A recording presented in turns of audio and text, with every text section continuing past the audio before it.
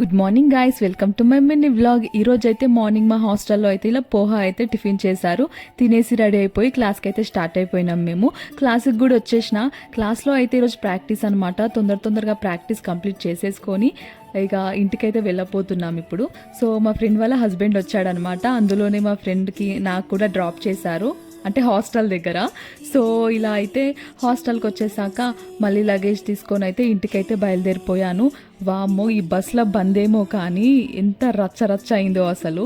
ఇప్పుడైతే ఎంత ఖాళీ అయ్యాయో మీరే చూడండి. అసలు సీట్స్ ఖాళీ ఉన్నాయి, మంచిగా అక్కడికి కాలు జాపుకొని మరి పడుకుంటున్నారు బస్సులలో. ఫస్ట్ టైం చూస్తున్నాను నేనైతే నారంకేడ్ బస్సులు ఇంత ఖాళీగా ఉండడం. మొత్తం సీట్స్ అన్ని ఖాళీయే, బస్సులు అయితే ఒకదాని వెనుక ఒకటి వస్తూనే ఉన్నాయన్నమాట.